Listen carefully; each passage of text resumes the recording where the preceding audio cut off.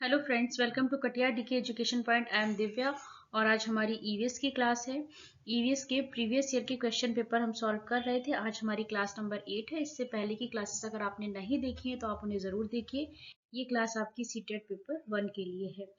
पहला क्वेश्चन है, नीचे दिए गए घरों के प्रकारों में से उसे चुनिए जिसे भारी वर्षा वाले क्षेत्रों के गांव में रहने वाले लोगों को बनाना चाहिए। तो यहाँ पर बेटा कुछ घरों के बारे में बताया गया है और ये पूछा गया है कि जहां बहुत बारिश होती है, भारी वर्षा वाले जो क्षेत्र हैं, वहां के जो गांव में लोग रहते हैं उनको किस तरीके के घर अपने बनाने चाहिए। पहला क्या है, सपाट छत होनी चाहिए और बांस के घर होने चाहिए। दूसरा क्या है, सपाट छत वाले पत्थर या लकड़ी के घर होने चाहिए। तीसरा क्या है, बांस के खंभों पर बने ढालू छत वाले घर होने चाहिए। फोर्थ ऑप्शन है आपका मिट्टी और फूस के घर जिनकी ढालू छतें होनी चाहिए और कटीली झाड़ियों से बनी हुई होती है। तो बेटा आपको पता है भारी वर्षा असम वाला आपको बताया जाता है ना, असम में बहुत ज्यादा बारिश होती है तो वहां पर लोग कैसे बनाते हैं घर, बांस के खंभों पर बनाते हैं और छतें कैसी होती है, ढालू होती हैं। तो बेटा आपको क्या बताना है, यहाँ पर ऑप्शन नंबर 3 आपका बिल्कुल करेक्ट हो जाएगा। आपने असम के घर के बारे में पढ़ा है, वहां बहुत ज्यादा बारिश होती है तो वहां के घर कैसे होते हैं, बांस के खंभों पर बने होते हैं और छतें कैसी होती है, ढालू होती है। तो यही तो पूछा गया था इसमें आपसे। बस यहाँ पर आपको ये नहीं बताया गया था कि वो असम का रहने वाला है ना। तो बस आपसे ये पूछते हैं कि जहां बहुत ज्यादा बारिश होती है तो वहां के लोग जो घर हैं वो कैसे बनाने चाहिए उनको। तो बांस के खंभों पर बने हुए घर होने चाहिए और छतें कैसी होनी चाहिए, ढालू होनी चाहिए। चलिए अगला क्वेश्चन है आपका। अब अगले क्वेश्चन में आपसे क्या कहा गया है कि उस महिला वेट लिफ्टर का नाम क्या है जिसने अंतरराष्ट्रीय खेल प्रतियोगिताओं में 29 मेडल जीते हैं। तो बेटा क्या वाहिदा प्रिज्म है उनका नाम, सुनीता विलियम है, बछेंद्री पाल है या फिर कर्णम मल्लेश्वरी है। तो बेटा उनका नाम क्या है, कर्णम मल्लेश्वरी। कर्णम मल्लेश्वरी एक वेट लिफ्टर हैं और ये कहाँ की रहने वाली हैं बेटा, ये आंध्र प्रदेश की रहने वाली हैं। इनके जो फादर हैं वो क्या हैं, वो पुलिस में हवलदार हैं और जब ये 12 साल की थी तभी से ये वजन उठाने का अभ्यास कर रही हैं, तभी से ये वजन उठाने का प्रैक्टिस कर रही हैं।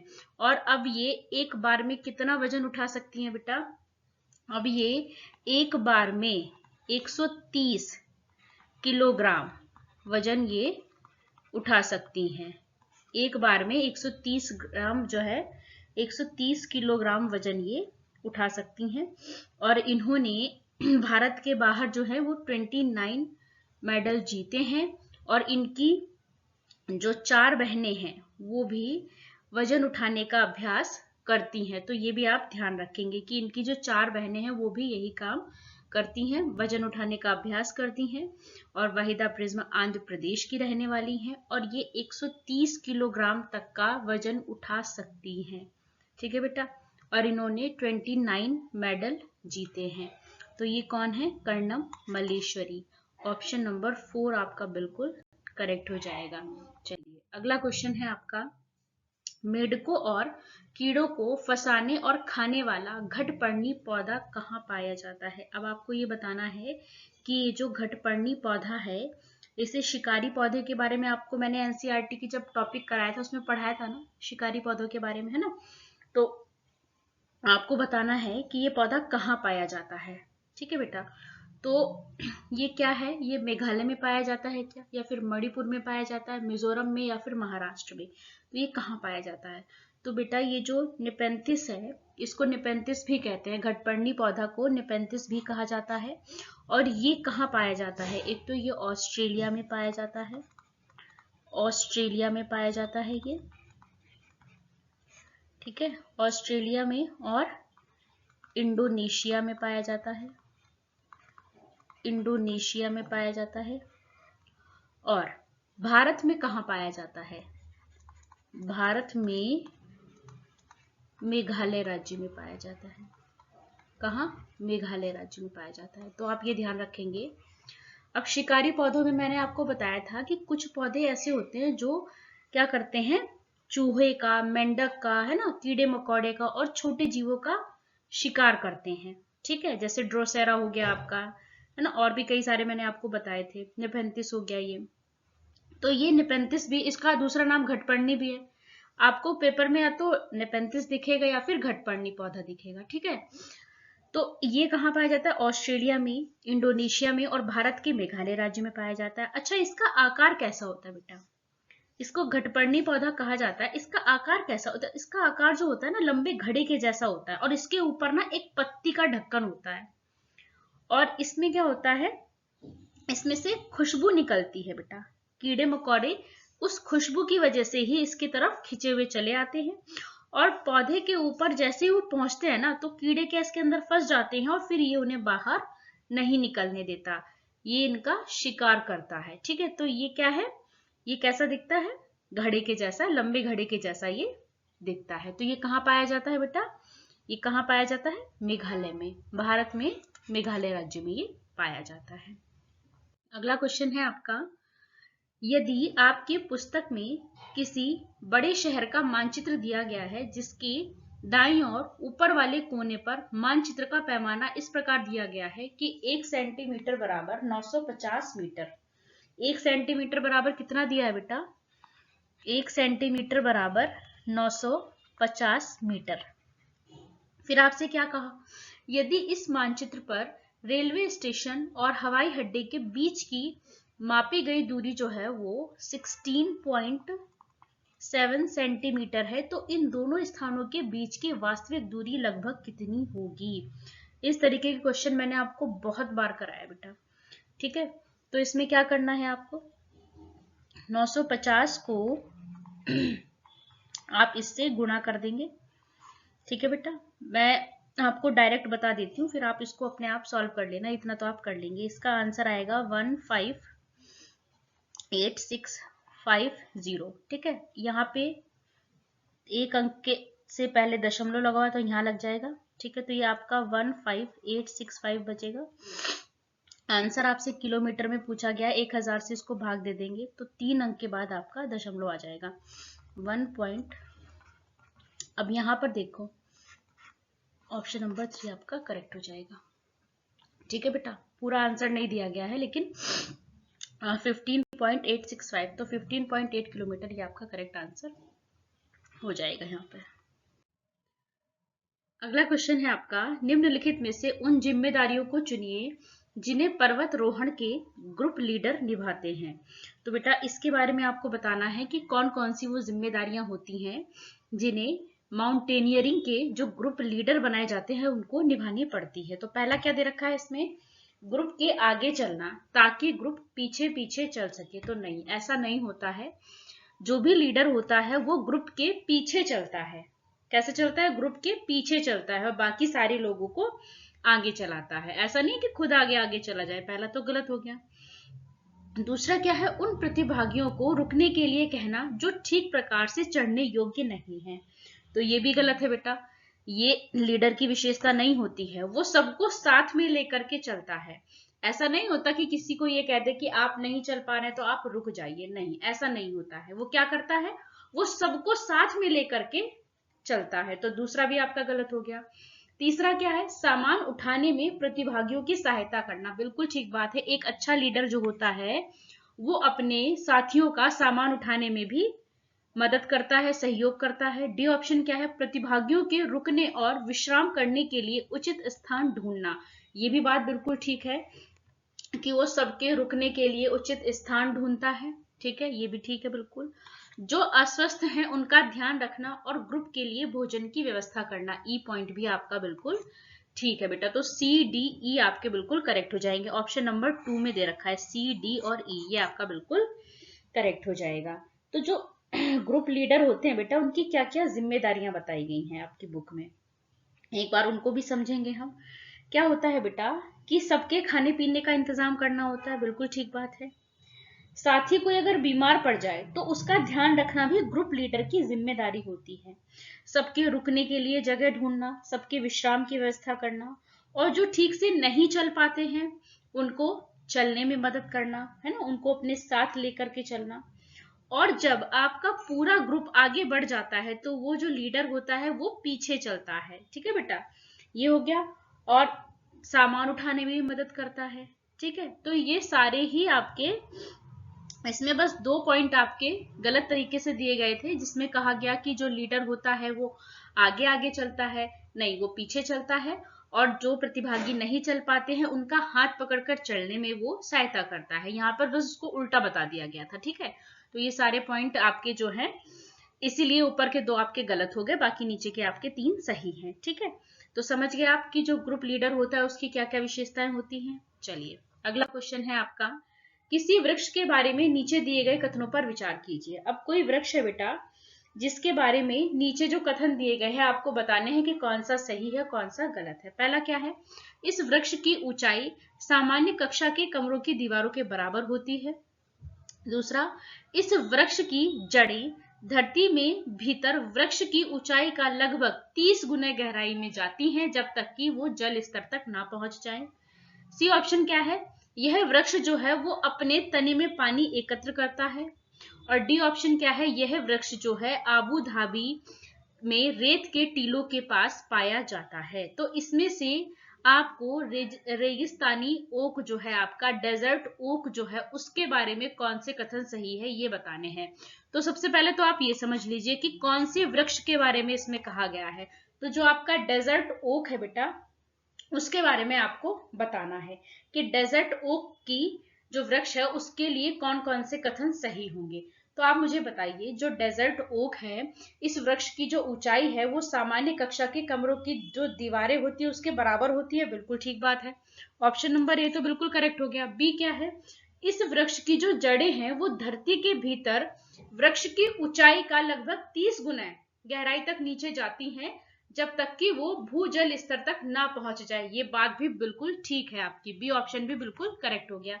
सी क्या है, ये जो वृक्ष है ये अपने तने में पानी एकत्र करके रखता है। ये बात भी बिल्कुल ठीक है, ये जो वृक्ष होता है इसके तने में पानी होता है। ये बात तो बिल्कुल ठीक है, तो सी भी आपका बिल्कुल ठीक हो गया। और जब भी जरूरत पड़ती है तो वहां के स्थानीय लोग जो हैं वो इसके तने में पतला पाइप डालकर उस पानी का इस्तेमाल करते हैं। डी ऑप्शन में क्या कहा गया कि ये वृक्ष जो है आबू धाबी में रेत के टीलों के पास पाया जाता है, ये गलत हो गया बेटा। ये कहाँ पाया जाता है, ये आपका ऑस्ट्रेलिया में पाया जाता है। कहाँ पाया जाता है, ऑस्ट्रेलिया में पाया जाता है। अब इन्होंने कहा कि आबू धाबी में पाया जाता है, तो ये ऑप्शन आपका गलत हो गया। तो ए बी सी आपका बिल्कुल करेक्ट हो जाएगा, ऑप्शन नंबर 3 आपका बिल्कुल करेक्ट हो जाएगा। ठीक है, ऑप्शन नंबर 3 में क्या रखा है, ए बी सी। डी आपका गलत हो गया। डी ऑप्शन में कहा गया कि ये आबू धाबी में पाया जाता है, जबकि ये कहाँ पाया जाता है, ये ऑस्ट्रेलिया में पाया जाता है। तो डेजर्ट ओक के बारे में हम थोड़ा सा जानेंगे। डेजर्ट ओक है जो रेगिस्तानी ओक है बेटा, ये ऑस्ट्रेलिया में पाया जाता है। ठीक है, और इसका नाम या तो आपको रेगिस्तानी ओक दिखेगा या फिर डेजर्ट ओक दिखेगा। ठीक है, और क्या होता है, इसकी जो ऊंचाई है वो हमारी क्लास की दीवार के बराबर होती है लगभग, और इस पेड़ में पत्तियां बहुत कम होती हैं। ठीक है बेटा, इसमें पत्तियां बहुत कम होती हैं, और जो इसकी जड़ें हैं वो जमीन में कितनी गहराई तक जाती हैं, इसकी ऊंचाई का 30 गुना। ठीक है बेटा, इसकी ऊंचाई का 30 गुना वो गहराई में जाती हैं जब तक कि वो पानी तक नीचे ना पहुंच जाए। और ये जो पेड़ होता है इसके तने में पानी होता है, और वहां के जो लोग हैं, जो स्थानीय लोग हैं, ये बात जानते हैं, और जब कभी उन्हें पानी की समस्या होती है तो वो लोग पतले पाइप डालकर इसके तने में इस पानी को निकाल लेते हैं और इसका इस्तेमाल करते हैं। क्लियर हो गया आपको ये। चलिए अगला क्वेश्चन है आपका, कोई एक्सप्रेस ट्रेन नई दिल्ली से मुरादाबाद होकर लखनऊ जाती है। ठीक है बेटा, इस मार्ग से होकर नई दिल्ली से लखनऊ की जो दूरी है वो 504 किलोमीटर है। डिस्टेंस कितनी है बेटा आपकी, 504 किलोमीटर है। तो डिस्टेंस आपकी है 504 किलोमीटर। यदि कोई ट्रेन इस दूरी को 7 घंटे में तय करती है, तो टाइम कितना ले रही है वो, 7 घंटे का, तो ट्रेन की मीटर प्रति सेकंड में औसत चाल क्या होगी। अब आपसे क्या पूछा गया है, एवरेज स्पीड पूछी गई है। तो एवरेज स्पीड क्या होती है बेटा, एवरेज स्पीड होती है आपकी total distance upon total time. क्या होती है, एवरेज स्पीड क्या होती है, total distance upon total time. तो डिस्टेंस कितनी है बेटा, 504 किलोमीटर, टाइम कितना है, 7 घंटे। अब इसको काटेंगे, 7 7 49, 7 दूनी 14, आपका क्या आ गया 72 किलोमीटर प्रति घंटा। क्या आ गया 72 किलोमीटर प्रति घंटा। लेकिन आपसे आंसर क्या पूछा है बेटा, मीटर प्रति सेकंड में। तो अब क्या करेंगे, 72 किलोमीटर प्रति घंटा को आप मीटर पर सेकंड में आप इसको चेंज करेंगे। तो क्या करना है, 5/18 से इसको गुणा करनी है। किससे करनी है, 5/18 से गुणा करनी है। 18 चौक 72 होता है, 4 बार जाएगा, 5 चक्कू 20 होता है। तो 20 मीटर पर सेकंड आपका आंसर इसमें आ जाएगा बेटा। 20 मीटर पर सेकंड आपका आंसर, ऑप्शन नंबर 2 आपका बिल्कुल करेक्ट इसमें हो जाएगा। चलिए अगला क्वेश्चन है आपका, यदि आप भारत के मानचित्र पर कोई सरल रेखा खींचे जो भारत की राजधानी और पश्चिम बंगाल की राजधानी को मिलाती हो, तो नई दिल्ली के सापेक्ष कोलकाता की दिशा क्या होगी। ये पूछा गया है आपसे। इसमें क्या कहा गया है कि यदि आप भारत के मानचित्र पर एक सरल रेखा खींचे जो भारत की राजधानी, किसकी, भारत की राजधानी और पश्चिम बंगाल की राजधानी को मिलाती हो। तो भारत की राजधानी क्या है, दिल्ली, यहां पर है ये, और पश्चिम बंगाल की राजधानी ये है कोलकाता। तो इसमें क्या कहा गया कि तो नई दिल्ली के सापेक्ष कोलकाता की दिशा क्या होगी। तो बेटा यहां से आप इसको बनाएंगे, यहां से हम इसको, ये हो गया आपका ईस्ट वेस्ट नॉर्थ साउथ, ठीक है। तो अब आप देखिए यहां से कौन सी दिशा होगी आपकी, दक्षिण पूर्व हो जाएगी ये दिशा आपकी। कौन सी होगी, दक्षिण पूर्व हो जाएगी। भाई इधर है आपका पूर्व, इधर हो गया पश्चिम, उत्तर और दक्षिण। तो नई दिल्ली के सापेक्ष, तो नई दिल्ली से आपको इधर बताना है कोलकाता की दिशा, तो क्या होगी आपकी दक्षिण पूर्व हो जाएगी। ऑप्शन नंबर 1 आपका बिल्कुल करेक्ट हो जाएगा, दक्षिण पूर्व। क्लियर हो गया बेटा। चलिए अगला क्वेश्चन है आपका, ग्रेगर मेंडल जो एक मंक मुनि थे जिन्होंने 28,000 मटर के पौधों के साथ 7 वर्ष तक मठ के बगीचे में प्रयोग किए, और उन्होंने ये पाया कि मटर के पौधे में कुछ ऐसे लक्षण होते हैं जो जोड़ियों में आते हैं। निम्नलिखित में से उसे छांटिए जिसे मेंडल ने अपने प्रयोगों में नहीं पाया। तो अब आपको ये बताना है कि जो मेंडल ने प्रयोग किया था उसमें उन्होंने क्या नहीं पाया, ठीक है। नेगेटिव वाला आपको बताना है कि क्या नहीं पाया था। चारों ऑप्शन पढ़ते हैं। पहला क्या था कि जो बीजों का हरा या पीला होना, दूसरा क्या है बीजों का खुरदरा या चिकना होना, तीसरा क्या था पौधे का लंबा या फिर नाटा होना, फोर्थ ऑप्शन क्या है अगली पीढ़ी के पौधों के बीजों का नया रंग जो पीले और हरे गुड़ से मिलकर बना है। तो सबसे पहले तो आप बताइए इसमें से कौन सा नहीं था। तो इसके बारे में थोड़ा समझते हैं। ऑस्ट्रिया में, कहाँ के, ऑस्ट्रिया, ठीक है, ऑस्ट्रेलिया नहीं, ऑस्ट्रिया, ऑस्ट्रिया में रहने वाले ग्रेगर मेंडल का जन्म कब हुआ था, 1822 में हुआ था, ठीक है। और इन्हें जो है पढ़ाई का बहुत ज्यादा शौक था, लेकिन जब भी एग्जाम्स का नाम आता था तो ये डर जाते थे, पेपर परीक्षा के नाम से ये बहुत ज्यादा डरते थे, ठीक है। फिर उन्होंने क्या किया, उन्होंने विज्ञान के प्रयोग को किया और 7 साल तक मठ के बगीचे में 28,000 पौधों पर जो है बारीकी से उन्होंने प्रयोग किए, एक्सपेरिमेंट किए, ठीक है बेटा। और उन्होंने कई सारे आंकड़े जो है वो इकट्ठे किए, ठीक है। तो उन्होंने क्या क्या निकाला था कि मटर के पौधे में कुछ ऐसे गुण होते हैं जो कि जोड़ियों में आते हैं। कैसे आते हैं, जोड़ियों में आते हैं। जैसे बीज का चिकना होना या खुरदरा होना, ये बात तो मिल गई आपको, बीज का चिकना होना या फिर खुरदरा होना, ठीक है। पीला या हरा होना, ठीक है, ये बात भी हो गई आपकी, या तो बीज पीला होगा या फिर हरा होगा, है। फिर अगला क्या है कि पौधे का लंबा होना या फिर नाटा होना, तो ये बात भी आ गई, या तो पौधा लंबा होगा या फिर नाटा होगा, ठीक है। तो अब फिर आगे उन्होंने क्या कहा कि अगली पीढ़ी के जो पौधे होंगे उनमें जो भी बीज होंगे वो चिकने होंगे या खुरदरे होते हैं, ठीक है। ऐसा नहीं होता है कि बीज थोड़ा चिकना हो या फिर थोड़ा खुरदरा बन जाए। तो इस तरीके से इन्होंने अपना बताया, ठीक है। इसी तरीके से इन्होंने रंग के जो गुण हैं वो भी बताए कि अगली पीढ़ी के जो पौधे के बीज हैं या तो वो पीले होंगे या फिर हरे होंगे, ठीक है। लेकिन पीला और हरा गुड़ मिलकर कोई नया रंग नहीं बनाते हैं, ये बात भी उन्होंने कही। तो इसमें क्या कह दिया कि पीला और हरा मिलकर नया रंग बनाएंगे, तो ये तो गलत हो गया ना। तो यही आपका करेक्ट आंसर हो गया। उन्होंने क्या कहा था कि पीला और हरा गुड़ मिलकर कोई नया रंग का बीज नहीं बनाते हैं। हो गया क्लियर बेटा। तो उन्होंने क्या कहा था कि नहीं बनाते हैं, पर इसमें क्या दे दिया कि अगली पीढ़ी के जो पौधे होंगे उनमें बीजों का नया रंग जो होगा पीला और हरे के गुड़ से मिलकर बनेगा। लेकिन उन्होंने तो ये बात नहीं कही थी, तो आपसे नहीं तो पूछा गया था, तो इसीलिए ऑप्शन नंबर 4 जो है वो आपका करेक्ट हो जाएगा। उन्होंने क्या क्या कहा कि बीजों का हरा या पीला होना, इस बारे में भी उन्होंने बात की। चिकना या खुरदरा के बारे में भी कहा। पौधे का लंबा और नाटा होना, इस बारे में भी उन्होंने कहा। लेकिन ऑप्शन नंबर 4 आपका बिल्कुल गलत हो जाएगा इसमें। तो यहां तक ये क्लियर हो गया आपका। चलिए अगला क्वेश्चन है आपका, नीचे दिए गए जो नीचे कुछ लक्षण दिए गए हैं किसी पक्षी के बारे में, अब आपको उनको समझना है। नीचे दिए गए लक्षणों वाले पक्षी का क्या नाम है। एक पक्षी ऐसा है जिसकी दुम पर पैसा है, सिर से दुम तक दिखता है वो नीला ही नीला सा। तो बेटा वो कौन सा पक्षी है? शक्करखोरा है क्या, वीवर पक्षी है क्या, मोर है या फिर बसंत गौरी है? तो वो कौन सा पक्षी है बेटा? ये हमारा राष्ट्रीय पक्षी है। और वो कौन सा पक्षी है? मोर है। ऑप्शन नंबर 3 आपका बिल्कुल करेक्ट हो जाएगा। कौन सा पक्षी है वो? मोर है। चलिए अगला क्वेश्चन है आपका, भारत में कितने राज्य हैं? कितने राज्य हैं बेटा?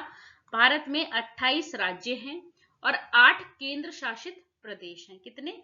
8 केंद्र शासित प्रदेश हैं और 28 राज्य हैं। तो ये आपका क्लियर हो गया। चलिए अगला क्वेश्चन है आपका, कॉलम ए का कॉलम बी से आपको मिलान करना है। कॉलम ए को कॉलम बी से मिलाना है। कीट, अब देखिए इसमें से कीट कौन सा है?